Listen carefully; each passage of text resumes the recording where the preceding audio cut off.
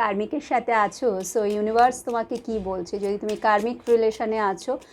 Through one card let's see. Okay, 7 of পেন্টাকলসের energy. কোথাও না কোথাও তুমি ভাবছো যে রিলেশনশিপে তুমি থাকবে কি থাকবে না।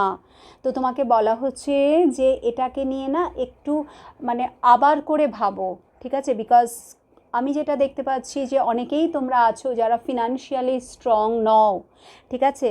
এই পেন্টাকলস এখানে তার মানেই হচ্ছে তুমি তোমার লাইফে কিন্তু সিকিউরিটি, স্টেবিলিটি, সেফটি, এগুলো যেটা আমাদের দরকার, এবং তিনটে যে জিনিস খাদ্য, বস্ত্র, বাসস্থান, এটার জন্যে কিন্তু তুমি তোমার কার্মিকের উপরে নির্ভর। একটা কোডিপেন্ডেন্সির এনার্জিতে তুমি আটকা পড়ে আছো। আর যদি তুমি ফিনান্সিয়ালি স্ট্রংও হও, তাও আমি দেখতে পাচ্ছি সব কিছুতে তোমাকে তার কথা শুনে চলতে হয়। তো তুমি হয়তো ভাবছো যে এখান থেকে বেরোবো কি বেরোবো না, কারণ তুমি তো খুশিতে নেই, তুমি আনন্দে নেই কার্মিকের সাথে। তো তোমাকে বলা হচ্ছে যে আগে তুমি যেটাই করো না কেন খুব ভালো করে ভাবো যে সত্যিই তুমি কি চাও। আর যদি তুমি ফিনান্সিয়ালি স্ট্রং না হও, ডেফিনেটলি তোমাকে সেই জায়গাটাতেই কাজ করতে বলা হচ্ছে, তাই না? নিশ্চয়ই তাই, সেই জায়গাটাতেই আগে কাজ করো।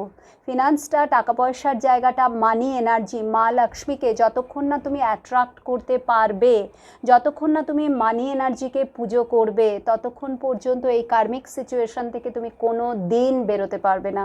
তো এই মুহূর্তে মেসেজ কিন্তু তোমার কাছে এটাই আসছে। আর যদি তুমি ফিনান্সিয়ালি স্ট্রংও হও, তাও এই যে বললাম তার উপরে ডিপেন্ডেন্ট, ঠিক আছে? কোনো ডিসিশন তুমি নিজে নিতে পারো না। সো তোমাকে ভাবতে বলা হচ্ছে, ঠিক আছে? ভালো করে ভাবো, যেটাই করবে অনেকবার ভাবো, তারপরে action now. Now let's see, যদি তুমি সোলমেটের সাথে আছো, সো তোমার জন্য কি মেসেজ আসছে। Wow, emperor. তো তোমাকে বলা হচ্ছে যে মানুষটি তোমার জীবনে আছে, তিনি কিন্তু তার মনোভাবটা হতে পারে তার কোনো কোনো কথা তোমাকে হার্ট করে, বাট অ্যাকচুয়ালি তিনি কিন্তু সারা জীবন তোমার হাতটা ধরে রাখবেন, কোনো দিনও তোমাকে ছাড়বেন না। হ্যাঁ, হতে পারে তার সিচুয়েশান এরকম, তাকে দূরে থাকতে হয়, সেইভাবে হয়তো উনি তোমাকে সময় দিতে পারেন না, বা হয়তো তোমরা একসাথে থেকেও তার কাজ এমনটাই যে সে তোমাকে সেইভাবে ফোকাস, মানে তোমাকে সেই ভালোবাসাটা দিতে পারে না যেটা তুমি ডিজার্ভ করো। বাট তার মানে এই নয় যে সে তোমাকে ছেড়ে চলে যাবে, সে সারা জীবন তোমার কাছেই থাকবে অ্যাজ এ প্রোটেক্টর হিসাবে, ট্রু গাইড হিসাবে। অ্যান্ড টুইন ফ্লেম, যারা তোমরা টুইন ফ্লেম জার্নিতে আছো, তো এই মুহূর্তে কি মেসেজ আসছে তোমার জন্য। ওকে, এই কার্ডটা আসছিল, সো এটাই নিই।